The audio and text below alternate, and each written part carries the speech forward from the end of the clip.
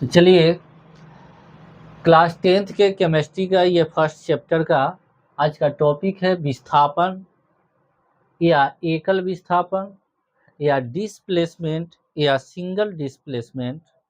इस टॉपिक को चलते हैं पढ़ते हैं। विस्थापन या एकल विस्थापन का मतलब होता है इसका शाब्दिक अर्थ होता है किसी तत्व को या किसी पदार्थ को उसके अपनी जगह से हटा करके खुद दूसरे तत्व उसके स्थान पर स्थापित हो जाना ही विस्थापन कहलाता है कि नहीं। जैसे कहा कि जब कोई तत्व दूसरे तत्व को उसके यौगिक के विलयन से विस्थापित करके, यानी उसके यौगिक के विलयन से विस्थापित करने का मतलब कि उसके विलयन से हटा करके खुद उसके जगह पर स्थापित हो जाना, उसके स्थान पर स्वयं स्थान ग्रहण कर लेना ही विस्थापन कहलाता है। जैसे इसको हम एक समीकरण के द्वारा समझ सकते हैं। जैसे आयरन को यानी लोहा को कॉपर सल्फेट के विलयन के साथ जब अभिक्रिया कराई जाती है या इसको कॉपर सल्फेट के विलयन में आयरन को डुबा दिया जाता है, तब क्या होता है। तो हम देखते हैं एक बात देखते हैं कि ये आयरन है यानी लोहा है, यहाँ कॉपर सल्फेट का विलयन है CuSO4। तो कॉपर से आयरन अधिक अभिक्रियाशील होने के कारण ये कॉपर को ये आयरन जो है से इसको हटा देगा अपनी जगह से। कॉपर के जगह पर कौन स्थापित हो जाएगा, ये आयरन इसके स्थान पर विराजमान हो जाएगा, यानी इसके स्थान पर कॉपर को हटा करके स्वयं आयरन जो है Fe है से इसी जगह पर स्थापित हो जाएगा। तो इस प्रकार से हम देखें कि Fe जो है Fe इस SO4 के साथ अभिक्रिया कर लेगा। ये क्या बना लेगा, तो FeSO4 बनाएगा। FeSO4 बना लेगा। ये कॉपर को विस्थापित कर दिया यानी अलग कर देगा, यानी कि FeSO4 एक जलीय विलयन बना लेगा और इसमें कॉपर को विस्थापित कर देगा। कॉपर सॉलिड जो बना उसको हटा दिया। इसको हम एक प्रयोग से ऐसे भी समझ सकते हैं। जैसे मान लिया कि हम दो पात्र लेते हैं। जैसे एक पात्र ये लिए, एक पात्र, और दूसरा पात्र ये ले लेते हैं और इसमें कॉपर सल्फेट का विलयन को हम डालते हैं, यानी CuSO4 के विलयन को डालते हैं। इसमें कॉपर सल्फेट का विलयन डाला हुआ है और इसमें भी कॉपर सल्फेट का विलयन लेते हैं, यानी SO4 का जलीय विलयन ले लिया। इसमें भी कॉपर सल्फेट का विलयन भरा हुआ है। अब क्या करते हैं, एक लोहे का कील लेते हैं, कांटी लेते हैं। इसका मान लिया कि इसका नाम हम A रख देते हैं, इसका नाम A है, इसका नाम, इस बीकर का या बर्तन का नाम B रख देते हैं। अब एक कील, लोहा का कील लेते हैं, कांटी लेते हैं और उस कांटी को क्या करते हैं, खूब अच्छा से साफ सुथरा करके, यानी सिरेस कागज से, रेगमाल से रगड़ करके उसको खूब साफ कर देते हैं। और उस कांटी को मान लेते हैं कि इसमें हम कांटी को आधा घंटा के लिए छोड़ देते हैं डाल करके। आधा घंटा जब डाल देते हैं, जब इसमें से फिर विलयन में से कांटी को जब बाहर निकालते हैं और तब उसका जब परीक्षण करते हैं तो देखते हैं कि इस पात्र में जो कॉपर सल्फेट का जो विलयन था, जिसका पहले रंग क्या था, उसका पहला रंग गहरा नीला था, गहरा नीला रंग का था, गहरा नीला रंग का था। लेकिन जब इसमें हम लोहे का कील यानी कांटी डाल करके आधा घंटा जब छोड़ देते हैं, तो ये गहरा नीला रंग कौन सी में बदल गया, हरा में बदल जाता है, हरा रंग में बदल जाता है, हरा रंग का हो जाता है। यानी हरा रंग का कौन सी बना लेता है, FeSO4 हरा रंग का आयरन सल्फेट बना लेता है। यानी आयरन सल्फेट बनाने के कारण आयरन सल्फेट बनाने के कारण वह हरा दिखता है। ऐसे हरा क्यों दिखा? तो आयरन और कॉपर में अभिक्रियाशीलता के आधार पर अगर हम परीक्षण करते हैं तो कॉपर की अपेक्षा आयरन अधिक अभिक्रियाशील होने के कारण कॉपर के जलीय विलयन में से कॉपर को आयरन विस्थापित करके माने हटा करके खुद उसकी जगह पर स्थापित हो जाता है, जिसके कारण कॉपर का जलीय विलयन जो पहले गहरा नीला रंग का था वह हरा में परिवर्तित हो जाता है, बदल जाता है।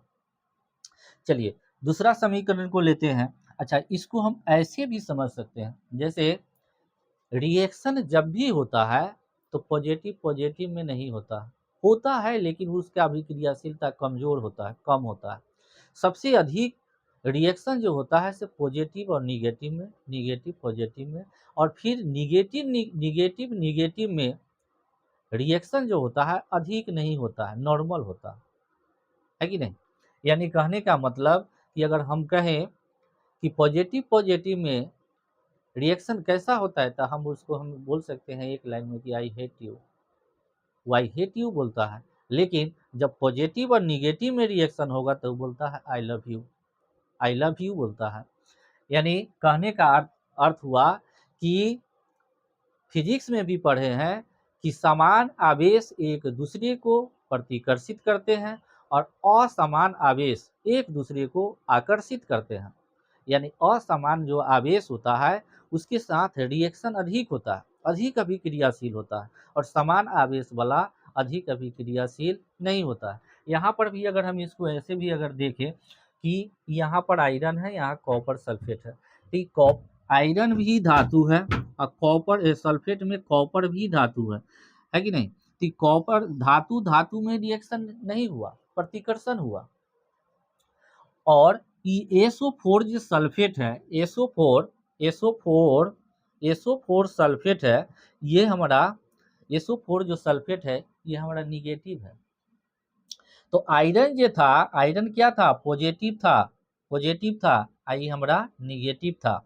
तो पॉजिटिव और निगेटिव रिएक्शन करके ये क्या बना लिया? तो ये FeSO4 बना लिया, SO4 बना लिया, है कि नहीं। उसी प्रकार से अगर इसी के आधार पर अगर समझा जाए तो जिंक और कॉपर सल्फेट, तो कॉपर सल्फेट में से कॉपर को जिंक विस्थापित कर देता है, यानी हटा देता है, और खुद कॉपर के जगह पर जिंक स्थापित हो जाता है। यानी इस प्रकार ये कॉपर को क्या कर दिया? विस्थापित कर देता है, और ये क्या बना लेता है?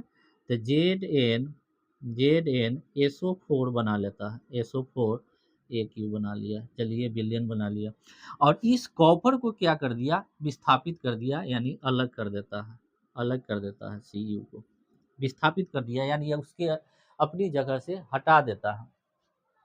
फिर इसको अगर हम आयन के आधार पर देखें तो हम देख रहे हैं कि Zn जो है, जिंक जो है, जिंक Zn पर कितना आवेश था? 2 पॉजिटिव, और CuSO4 तो Cu पर भी 2 पॉजिटिव आवेश होता है, इस पर भी 2 निगेटिव आवेश होता है।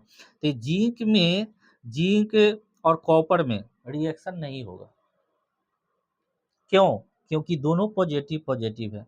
लेकिन ये जिंक है, ये SO4 2 निगेटिव है, तो इसमें इसके साथ रिएक्शन हो जाएगा, और धीमा नहीं होगा, अधिक अभिक्रियाशील होगा, यानी बहुत तेजी से रिएक्शन होगा, है कि नहीं, क्विकली होगा। तो अब तीसरा हम बात कर लेते हैं। जैसे मान लिया कि यहाँ पर लेड है, लेड और कॉपर क्लोराइड, तो लेड और कॉपर क्लोराइड में अगर हम फिर अभिक्रियाशीलता की अगर हम बात करें तो कॉपर की अपेक्षा लेड अधिक अभिक्रियाशील है। इसलिए लेड जो है से कॉपर को विस्थापित कर देता है, इसकी अपनी जगह से हटा करके, और खुद इसकी जगह पर विराजमान हो जाता है, स्थापित हो जाता है। तो इस प्रकार यह कौन सा विलयन बनाएगा? तो ये जो कॉपर सल्फेट है से कॉपर को हटा करके ये लेड क्लोराइड बना लेगा, यानी PbPbCl2 Pb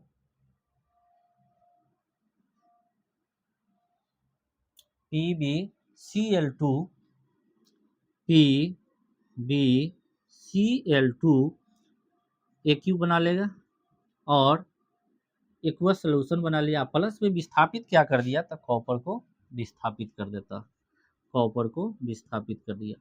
फिर चौथा हम रिएक्शन देखते हैं। चौथा रिएक्शन में देखें कि यहाँ पर कॉपर है जो सॉलिड स्टेट है, मैंने ठोस अवस्था में है, और इस कॉपर को हम सिल्वर नाइट्रेट के जलीय विलयन से जब रिएक्शन करते हैं तो यहाँ कॉपर जो है से सिल्वर को विस्थापित कर देता है, और सिल्वर को विस्थापित करके ही कॉपर नाइट्रेट बना लेता है, यानी CuNO3 ट्वाइस बनाता है, और प्लस में किसको विस्थापित कर देता है, तो 2Ag को विस्थापित कर देता है, यानी 2Ag को विस्थापित, ये एक्वस हो जाएगा, एक्वस सॉल्यूशन, ये हमारा सॉलिड हो जाएगा। तो इस प्रकार से यही हमारा, इसमें हम सारे जब इक्वेशन में हम समीकरण में देखें क्या कि इसमें सभी समीकरण में एक तत्व ही अपने स्थान का हेरा फेरी किया है, अदला बदली किया। जैसे हम देखें कि आयरन यहाँ पर था, और जब दोनों में रिएक्शन हुआ तो कॉपर के जगह पर आयरन चला गया, आयरन की जगह पर कॉपर चला गया। इस प्रकार भी हम समझ सकते हैं, यानी इस प्रकार से एक तत्व, एक परमाणु का ही स्थान में परिवर्तन हुआ, इसीलिए इस सब को हम क्या कहेंगे, ये सब के सब एकल विस्थापन या डिस्प्लेसमेंट या सिंगल डिस्प्लेसमेंट के नाम से जानते हैं। चलिए हम फिर आगे अगला कुछ रिएक्शन को देखते हैं।